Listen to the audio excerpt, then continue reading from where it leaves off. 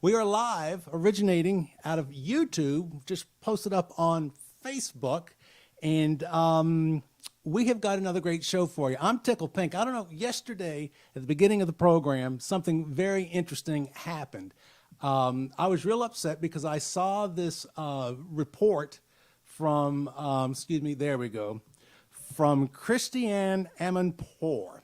She did this report trying to make mention about Kristallnacht on November 9th, 1938. Kristallnacht was when paramilitary troops moved in, and civilians moved in on the civilian community, the Jews in Germany, and started breaking the glasses and breaking through their businesses and all that kind of stuff. And what had me upset is she should have just reported on that, the anniversary in 1938 of Kristallnacht, when before Nazi Germany came into being, and the horrible things that they started doing to the Jews. Kristallnacht means broken glass, if I didn't make mention about that. But what she did that made me so mad is in her report, she's doing this 30, 45-second thing about Kristallnacht and the horrible things were happening to the Jews and blah, blah, blah, blah, and then transitioned it into Donald Trump and saying that Donald Trump was purging his enemies. It just absolutely mind-blowing. Well, guess what? You just got to love it. Doesn't take very long now, does it? Let me see if I can take that graphic out. There we go. Well, the world reacted to it as well. After online, when I was live yesterday speaking about this, the world reacted to the same thing that I reacted to. And look at this. This is from England. The Mail Online. CNN anchor Christiane Amanpour apologizes for comparing the Trump administration to a brutal Kristallnacht crackdown by Nazis on Jewish people in Germany. I mean, Israel went nuts. They absolutely went nuts over that report that Christiane did. So, and again, I made the point yesterday, what is news? Why is there no punishment? Why is there no reaction? How can someone go on national, international television and just absolutely lie and smear and, oh, I'm sorry. That's all that ever happens is, I'm sorry. She's not sorry. She knew exactly what she was doing. She's been doing this type of thing for decades. But anyway, I wanted to bring up to the point that the world reacted to that. And before I forget, I seem to be forgetting, well, because I got 57, 11 dozen jobs I'm doing all at one time. Again, right now we are live via YouTube, posted it over on Facebook. So if you want to talk to me, you can give me a call at 252-648-0474. Now, this is during the live webcast, folks. If you're watching this 3 weeks from now at 3 o'clock in the morning, don't call that telephone number because it's not going to be active. But so give me a call at 252-648-0474 if you have a question, a comment. Also, now that I'm thinking about this, for the folks that are logged in at YouTube, now that's a screenshot. Do you see over on the right-hand side? That's a live chat. You can get involved with a live chat on YouTube, and we can start talking about stuff. The whole goal, the whole purpose of all of this, by the way, is live and interactive. It's one thing for someone to do a show. It's another thing for someone to do a live show, and it's yet still another thing to do a live and interactive show. And that's the whole point and purpose of what I'm trying to accomplish here with going online, live, and interactive, because I think I said this yesterday. Imagine if Christiane Amanpour did her little routine on live television, and then they cut to another commentator. We want to hear from you with what she just said. What are your comments? Give us a call at. Yeah. When was the last time you saw a news person do that? When was the last time you saw CNN taking phone calls just straight off the street and go, what do you think of our newscast? Nope, never going to happen. But that's what I want to do here. I want to give an outlet to folks. What I wanted to talk about last night, the president-elect, and Joe Biden too, was on television talking about supposedly it was about his economic plan. It was a 30-minute program, And there was no talk of that. There was talk about how horrible Trump is. There was talk about the coronavirus, which I'm not putting that down. But the whole purpose of his 30-minute program last night was supposed to be about the economy. Now, he did say things over and over again. He kept saying more union jobs, more union jobs, more union jobs. Okay, what about everybody else? Most of America is not union.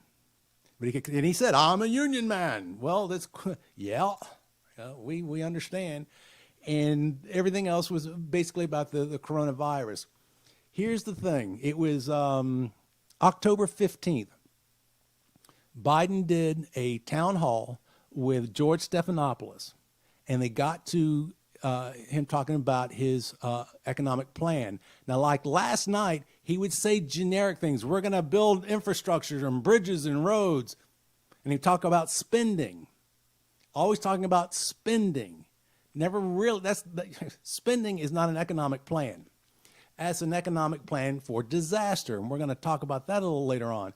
But back in October 15th, Biden had a live town hall, and he started to talk about George Stephanopoulos asked him about his economic plan. And I want to go to that. I want you to hear what he has to say. And then we're going to point out something that fact checkers, by the way, if you hear something, I'm talking about us being fact checkers. If you hear a president-elect, senator, I don't care who, if they say something, don't just go, oh, that sounds great. We're going to recover. He's got this widget thing and we're going to recover. Well, go find out about that widget thing. Let me get into it I'm going off on tangents here. Let me get into this right here. You're going to raise the corporate tax. You're going to raise taxes on the wealthy. Is it wise to do even that when the economy is as weak as it is right now? Another 900,000 people. That's a great question. Moody's did an analysis of my detailed analysis of my tax plan and my economic plan. They said, I will in 4 years, Moody's, Wall Street, said I will create 18.6 million new jobs, good paying jobs, number one. Number two, and I'll increase, the GDP will grow by $1 trillion more than it would under Trump and 7 million more jobs than under Trump. Let me stop him right there. Again, he's speaking in generic terms, but this is what I wanted to point out. He talked about Moody's. Moody's said his plan is great. Moody's, what he's talking about, it's a research group called Oxford Economics and a debt agency group called Moody's. And they got together and looked over Biden's plan. Did anybody happen in the news to go look at Biden's plan? No, they didn't. Well, I did. Let's take a look at this real quick. Hang on a second. Let me press the right button. This is what Biden was talking about. So you can see Oxford Economics just came out last September. This is what Biden was bragging about. They were bragging about his economic plan. Now look what it says. The very first paragraph. Joe Biden's fiscal policy proposals would provide the U.S. economy with a booster shot as it recovers from the global coronavirus recession. Now listen to this. While his $4 trillion tax increase proposal and his $7 trillion spending blueprint wouldn't pass the Senate, what?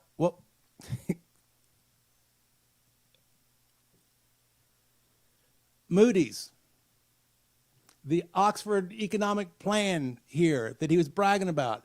The first paragraph, they say two things. One, that he's going to raise taxes by $4 trillion, but he's going to spend $7 trillion.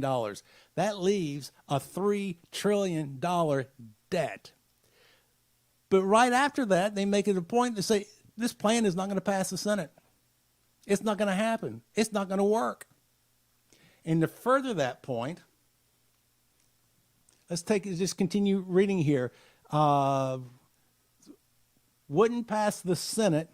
We recalibrated a Biden-like proposal that could. Again, understand what was just said there.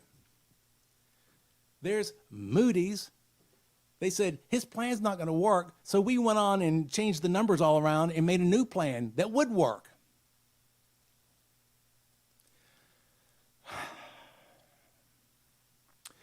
The real problem, or the continued problem, is debt. Biden's going to create more debt. Now, it is very, very spooky where we are in regards to debt. Now, I'm going to be skipping ahead of myself here. I had planned on doing something else, but let me just take a look here of, oh, we don't care about that. Let me just go skip up here.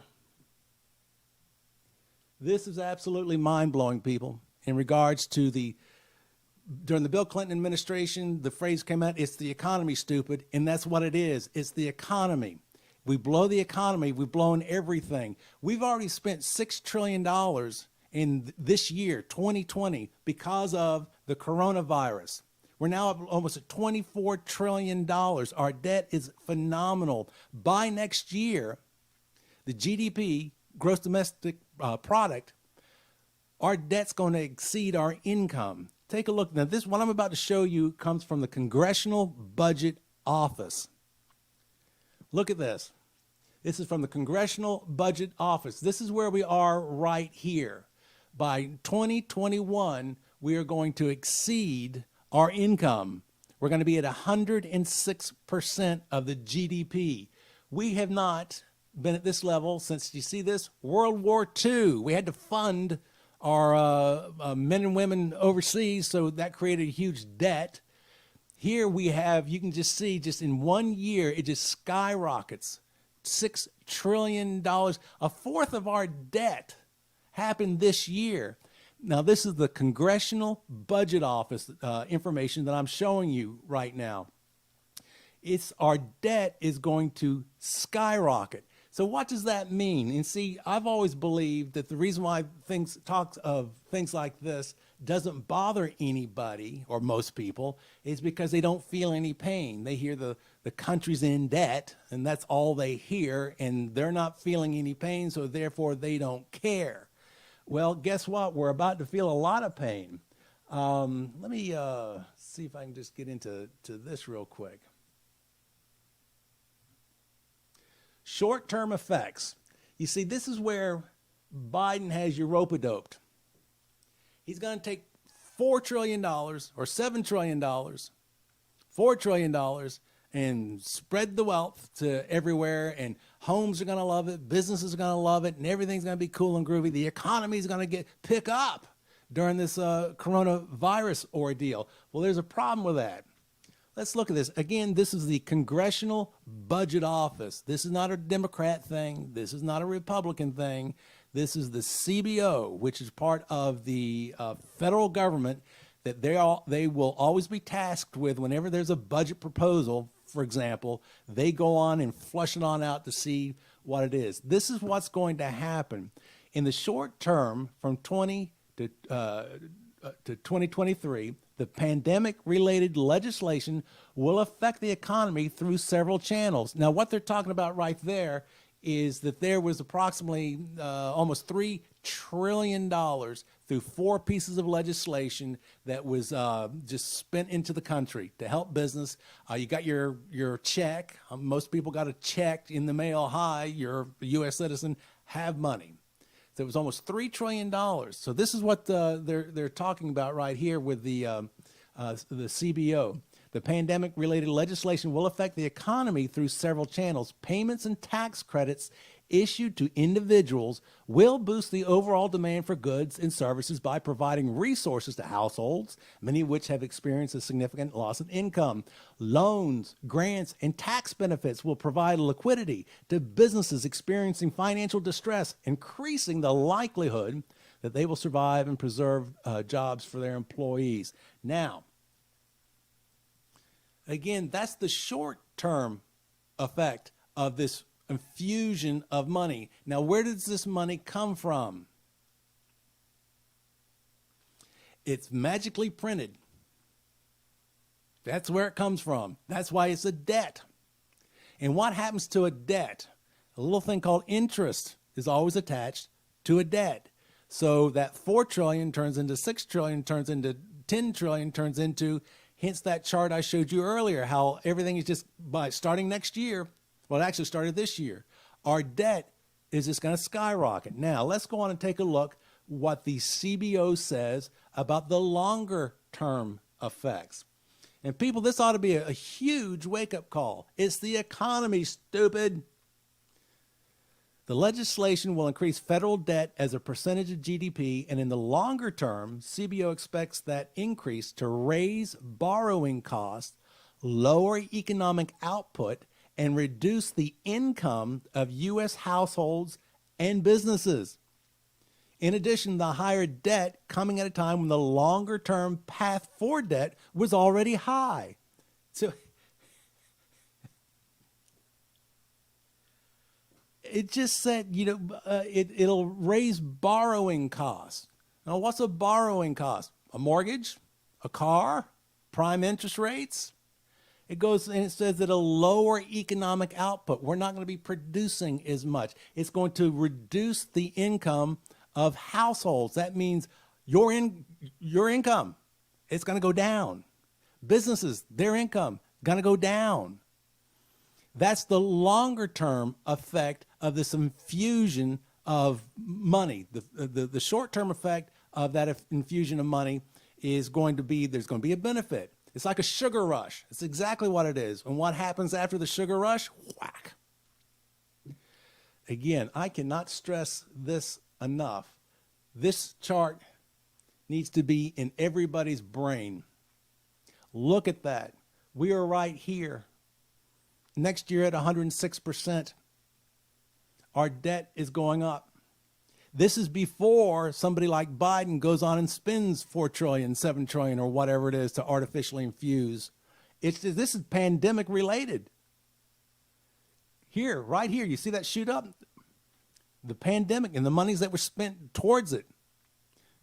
There is a cost to doing business. A business, by the way, must be progressing forward. It must be making money, must be growing for it to stay alive. There is no stagnation for a business. You're either moving forward or you're going backwards. So it must thrive. If it's being artificially held up, and I'm talking business now because people work at businesses, so i.e. jobs. If a business is being artificially held up, what happens when you take the supports away? Bye-bye.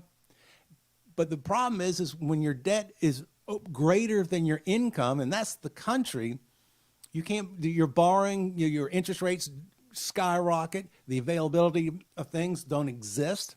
We have a real problem. Now, I want you to think about this. Excuse me. Because people just think that, well, I don't have to worry, the government will bail me out. The government will bail me out. Person at home, the government will bail me out. Socialism. Government will bail me out. Now, we're talking collapse. If the U.S. economy collapses, there's no bailout. There's no insurance. There's no loans. There's no food. So we have to be very, very careful. Avoid the sugar rush that Biden is talking about. And again, we just showed you that Moody's says this isn't even going to pass. It's not going to happen. It's too much. It's too big. And they went on and financed it and came up with their own program. Okay, I'll tell you what. Let's go on and switch gears right now. Where are we? Oh, yeah. Let's go back to Biden. In his economic remarks on the economy last night, which were remarks about Trump and how terrible he is, and the coronavirus. Again, the coronavirus is nothing to sneeze at, pardon the pun. There's been like 250,000 people that have died since the coronavirus started here in the United States. That's just in the United States. In a normal year, 40 to 50,000 people die due to flu. We've now at 250,000 people have died. I don't know off the top of my head how many people have gotten sick or how many people have recovered from it. And the recovery rate is extremely high. But I wanted to go back into Biden that when he was talking about the coronavirus last night, and he's talking about Thanksgiving, and he's talking about masks. So let's just go on and start that up. That governors are stepping up. And just following up on that, especially with many states reporting new highs in terms of the daily number of cases and a lot of public health officials sounding the alarm over the holidays. What is your message to people who are considering, for example, getting together with their families and others for Thanksgiving? Would you urge people to reconsider their plans? Well, here's what I do. Let me tell you what the health experts have said to me. And it's not because I'm unique and president-elect, it's because of my family. They strongly urge that if, in fact, we're going to have Thanksgiving with anyone, that we limit it to a maximum. They suggest 5 people, maximum 10 people, socially distanced wearing masks, and people who have quarantined. So Jill and I spent this morning, like many of you, trying to figure out what are we going to do for Thanksgiving? How are we going to do it? And we've narrowed down which family members and that they were tested. I want to stop him right there. Quarantines and lockdowns, oh my, masks. We're going to be talking about masks and quarantines and things like that. And if we're going to have Thanksgiving, limiting it to 5 people. Let's go straight to the information. I want to show you something from the CDC, from the Center of Disease Control. Interesting information that we're going to be talking about in regards to masks, social distancing, and lockdowns. We're going to go to the CDC, we're going to go to WHO, the World Health Organization, and we're going to find out A, studies, B, what they recommend, and C, what we don't realize. There are a lot of things we don't realize, but I want to show you this report. This came out a couple of months ago from the CDC. Here, let me just scroll up so you can see that I'm not making this up. CDC, Center for Disease Control. What they did is they did a study. They had a control group and a non-control group of people that they wanted to see what would happen. They just followed them to see wearing masks, the effectiveness of wearing a mask and things like that. I'm not going to go through the whole, it gets kind of scientific-y, but you see that blue highlighted area there? It says in the 14 days before illness onset, 14 days before someone got sick in their case studies, 71% of case patients and 74% of control participants reported always using cloth face covering or other mask types in public. Now think about that. Up to 74% of the people for 2 weeks before the onset of getting sick, they were wearing a face mask in public. We're going to get into why here in just a second, but there's more with this report that I want you to see. I'm going to scroll on down. Here we go. Close contact with one or more persons with known COVID-19 was reported by 42% of the case patients. So these folks that are wearing a mask, and that got sick, 42% of them were in close contact. Let's just scroll on down here to here. Among adults with COVID-19, 42% reported close contact with a person with COVID-19, similar to what had been reported previously. Most close contact exposures were to who? Family members. Yep. So the people are wearing masks, and then they go home to someone sick, and then they get sick. Imagine that. But 74% of the people that wore masks all the time out in public, they go home with someone sick, and they get sick. Let's move on to, let me see if I can find this one. Here we go. Now, folks, I'll go on and I'll warn you right now, this might get a little bit dry, but this is mask facts. It's from the Association of American Physicians and Surgeons. There's some mind-blowing things. You know, well, I don't have it. I meant to have it here.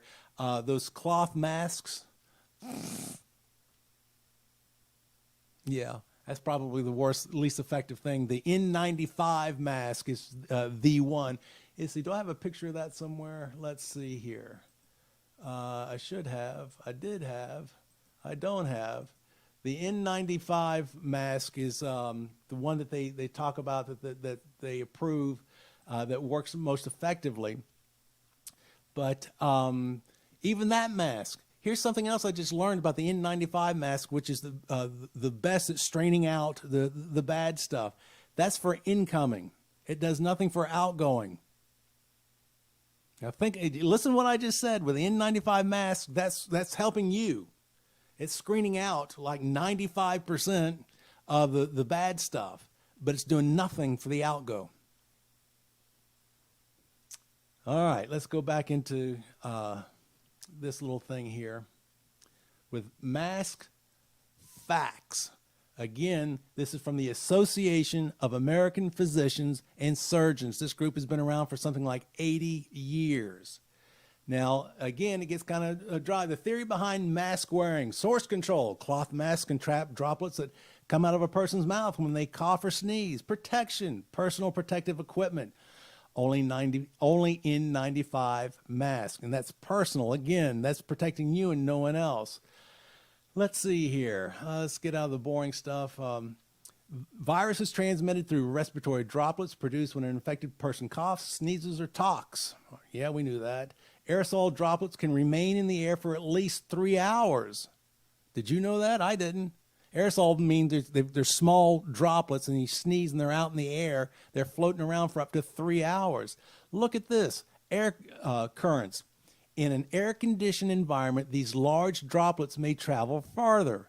Ventilation, even the opening of the entrance door and a small window, can dilute the number of small droplets to 1/2 after 30 seconds. So have a well-ventilated area. Here, humidity. Who would have thought that things like ventilation, keep your doors and windows open, I know we're in November now, that would help tremendously. But this next thing about humidity, listen to this. Experiments showed that viral pathogen-carrying droplets were inactivated within shorter and shorter times as ambient humidity was increased. Dryness drives the small aerosol particles. So I don't know about you, but I would have thought the exact opposite. The humidity would have been, higher humidity would have been a bad thing. Now we know that during the wintertime, the humidity is down. So these pathogens, the bad stuff, has a greater chance to float around in the air. I'm not a doctor, but one of the things I'm thinking that maybe a humidifier would help just in the house. If right here it shows that the stuff can't travel through it, doesn't like it, it likes the dry, maybe think about that, a humidifier. Let's go back to the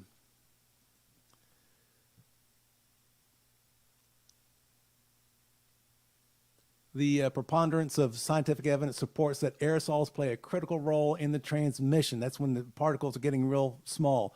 Masks. Here are the filter efficiency and fit. The HEPA. Yeah. Filters 100%. Mask and respirators. They work by collecting particles, surgical mask and all. Here we go. N95 filtering face piece respirators are constructed from electric whatever. Where's the good stuff here? That's 0.3 microns. Here we go.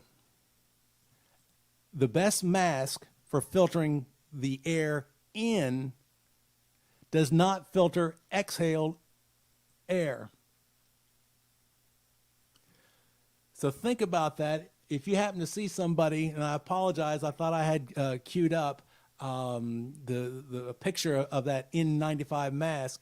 It is designed to do one thing, to stop the incoming. It does nothing to the outgoing. But as masks go, it gets worse.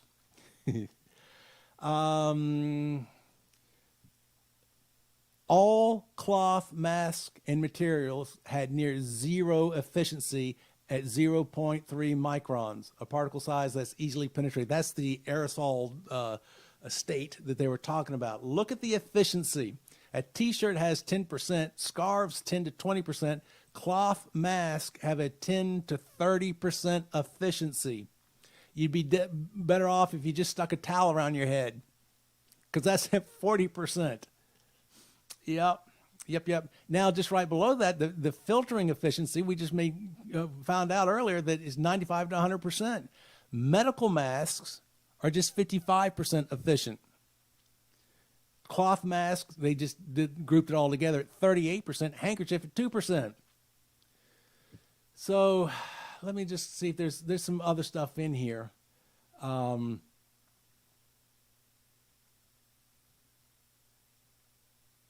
There's lots of stuff. This is actually an extremely long article that goes on to describe the efficiency of masks.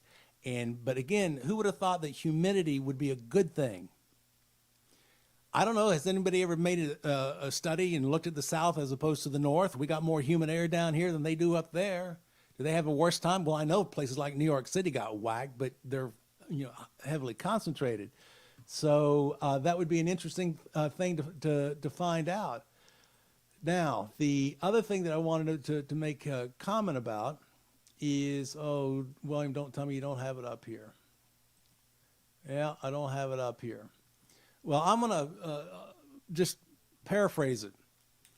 The World Health Organization, WHO, they are not in favor of lockdowns. They are not in favor of masking everybody. There's an economic side to it. As a matter of fact, the World Bank has been screaming about look out for social distancing, look out for having to wear a mask and lockdowns. They don't want that. The CBO, the Congressional Budget Office, also did a similar study finding out the economic impact of social distancing. It slows everything down. But the World Health Organization is not in favor of lockdowns. Basically, they're going, why are you locking up the well people with sick people? That gets back to one of the things we showed earlier when 74% of the people wearing a mask got sick because they're going home to a sick person. So the name of the game, lockdown, no, it has severe economic ramifications. It has the World Health Organization, for health reasons, says that, don't lock down, you don't quarantine well people.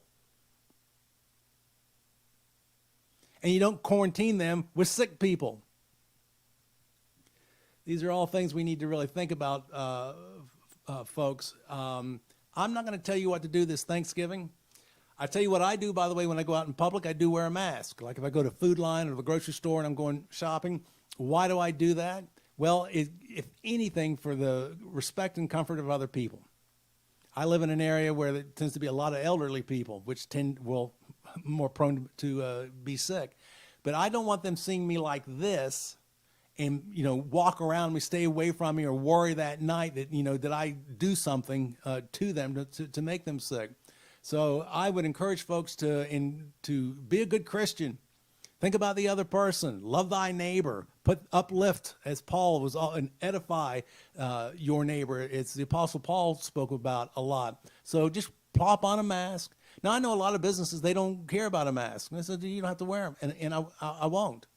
But if I'm out in public, I will wear a mask. And I hope you do have Thanksgiving. I hope you do have family. I really do. I hope you do play it smart. Put on a mask. Go ahead. Realize that it's not the cure-all. That was one of the problems that the World Health Organization brought up, is people put on a mask and they now think they're immune. Well, they're not. The other thing the World Health Organization talks about is washing your hands. That's something because the virus can survive on surfaces.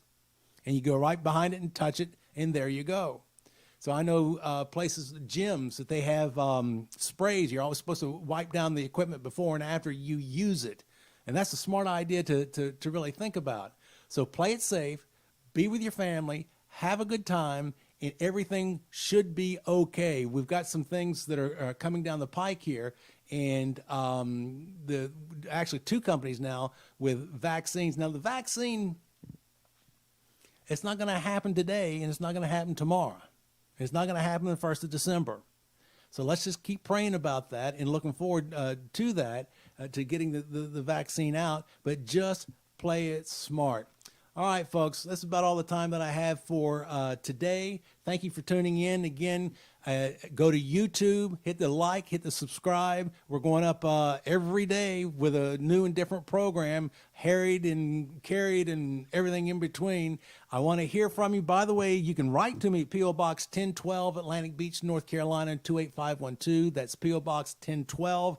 Atlantic Beach, North Carolina, 28512. I would love to hear from you. We got plenty of new and exciting things about to happen here on the program, so stay tuned. All right, guys, appreciate it.